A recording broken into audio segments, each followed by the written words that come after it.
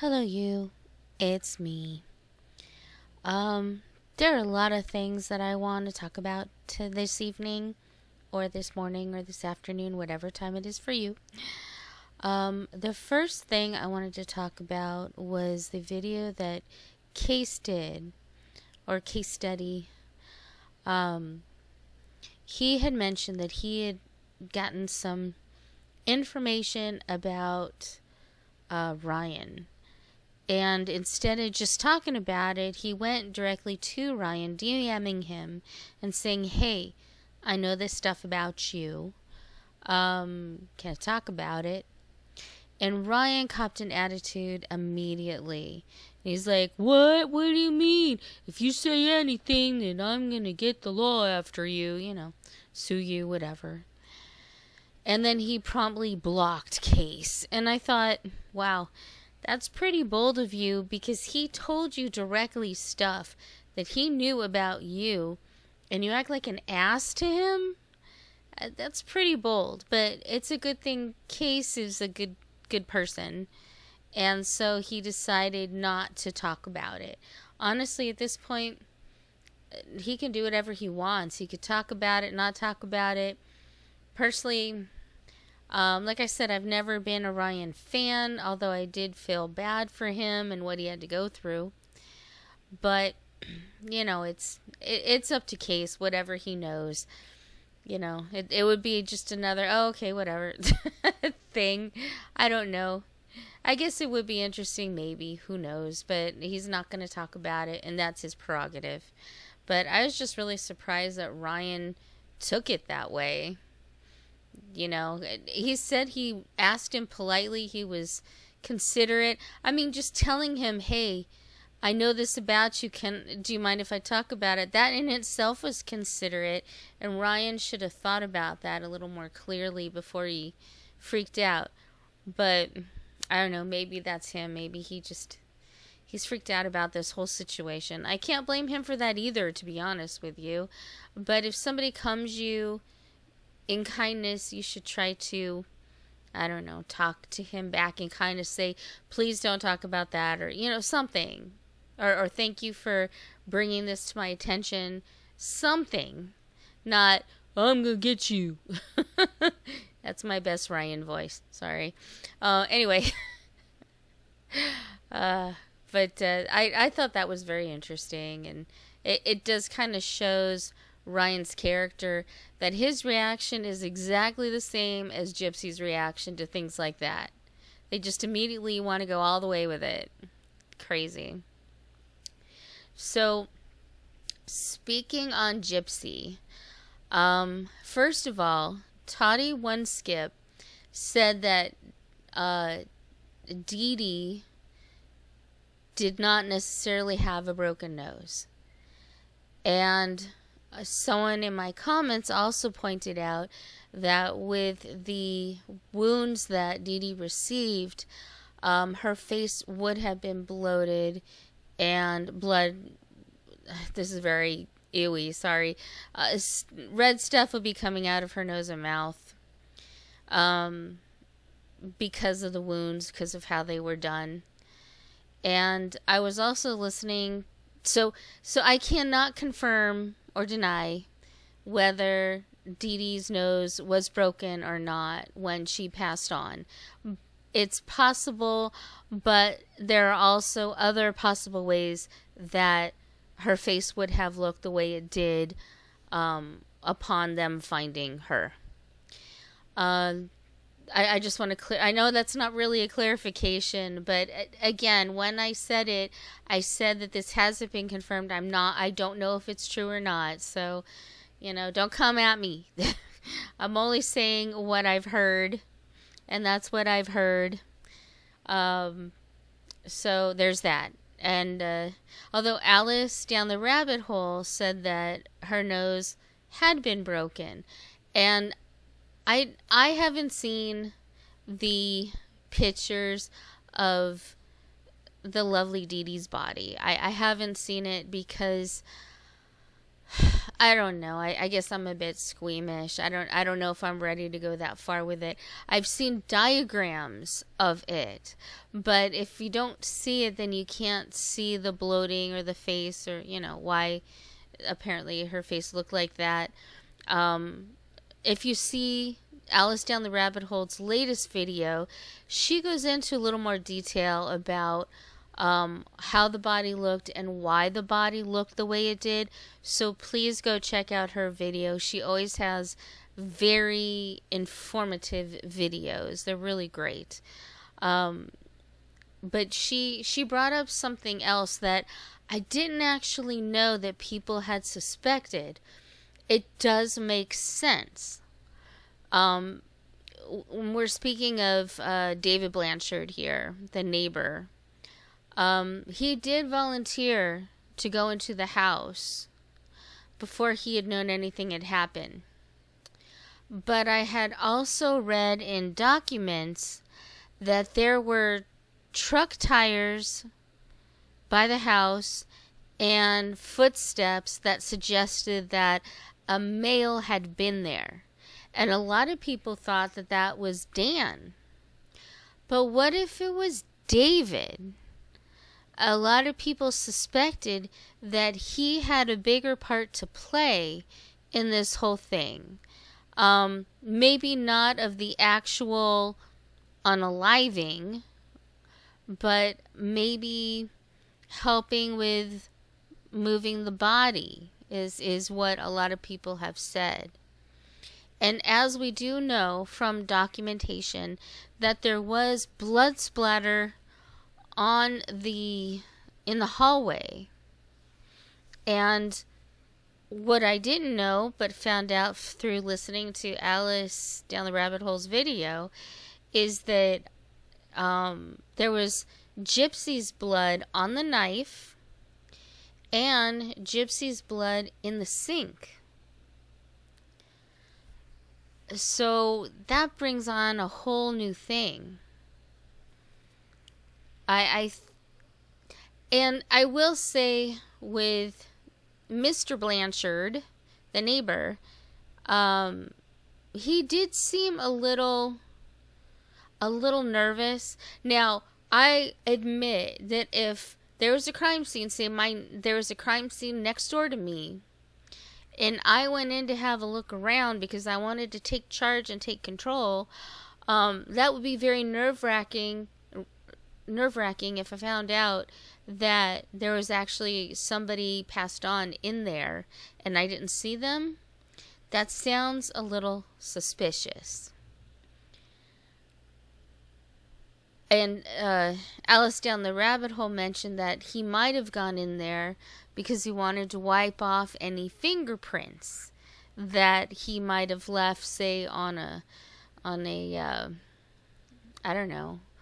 chair or something. The wheelchairs.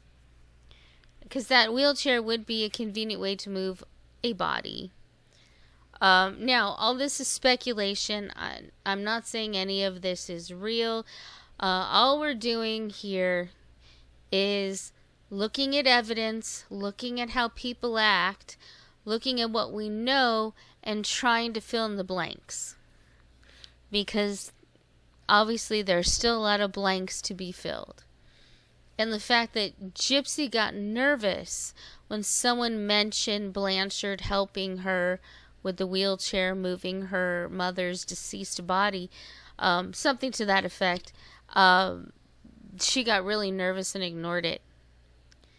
So, I wonder, it's hard not to wonder about these things. Now, we know Gypsy lies. We also know that she's a good liar, but there are telltale signs with the way that she reacts to things when she's uncomfortable. And I wonder if this Blanchard fella, I wonder if he's in this just a little bit more than what we think he is. Which, honestly, to me, just points to the fact that Nick didn't have as much to do with it.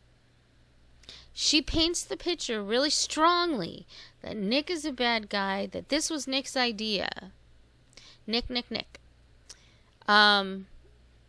Yeah, you're probably saying Nickelodeon. Yeah, me too. Inappropriate. Anyway, she always points to Nick. She made him into this monster, which we know he's not. She made him into this mastermind, which we know he's not. He is a nice, simple man. And I don't mean disrespect when I say simple. I just mean that he liked his music. He was happy. He wanted a girlfriend. He's not a man who demanded a lot in life. And Gypsy just effed it for him completely. And the more that she pushes it onto Nick and calls him Voldemort or whatever she does, calls him a monster, whatever, the more I look at her. Because she's really good at taking what she's done and flipping it on to other people. We've seen it time and time again. So the guy was nervous. Mr. Blanchard, he was nervous.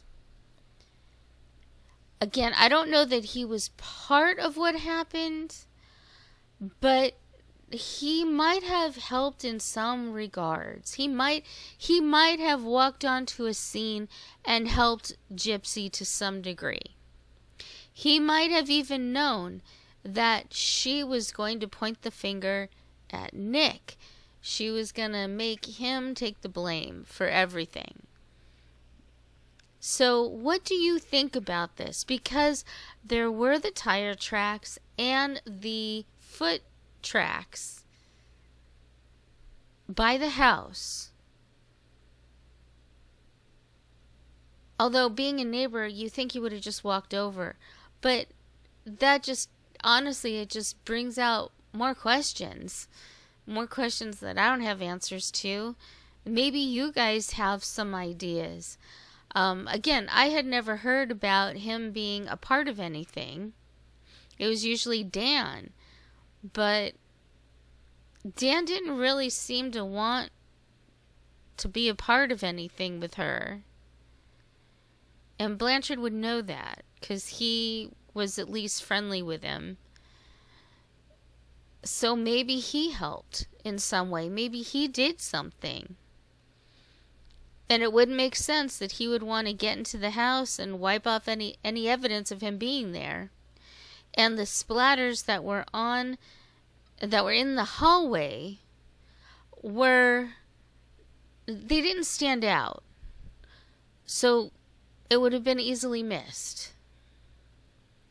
But there was a reason that they were there. That could have happened upon moving. It could have happened maybe, like I said, maybe Gypsy hit her mother and that happened. They could have been pushing her around in a wheelchair and hit the wall by accident and it happened. It could have been numerous ways. But I know you guys are really smart. And I would love to hear your theories on what you think happens, and if Mr. Blanchard might have been part of it, the neighbor. Would he have been part of it? Do you think he had, because he thought Gypsy, he said he thought she was like 18 or 19, but he had the same kind of BDSM interests. Do you think that there might have been a connection there? Because Gypsy did kind of weird kinky shit with Dan. He said himself she she was bringing stuff up and talking about that kind of stuff. I don't know if they did anything or not, don't care. But if Dan had told Blanchard, what do you think of that? I mean, maybe they had a connection there. I don't know. There's a lot of questions here. I feel like I need to go back and read stuff again, read more documentation, and see if there's other connections, because there seems to be some connections here. And I can't help but think that there is a police officer out there or detective that is out there who also put some of these things together, and then they told him to stop. But I wonder if there's other documentation out there where somebody did make these connections or made better connections. I find it to be fascinating. I find it to be fascinating that Gypsy talks about June 9th as being this specific date when Nick didn't come till the 10th. I found a lot of things really interesting. I hope you did too. And I want you all to think about this stuff. See if you have come up with any possible connections. Again, this is all just thoughts, ideas, speculation. I'm not saying any of this is or is not real. But we are trying to take what we do know is real and put it together with all the missing parts to see if we can come up with something. See if we can come up with any real connections. Because it's interesting to see. I would never have thought of Blanchard at all. I never would have thought of the neighbor. But there's enough connections there that there are some possibilities. Very interesting. So you guys tell me what you think. Tell me some of your theories. Who knows? Maybe we can piece together a possible possibility. We'll probably piece together several probable possibilities. That's why it's interesting to do the speculation. Anyway, I hope you enjoyed this video, and I hope you have a good morning, evening, afternoon, whenever you're listening. And that's all I got to say.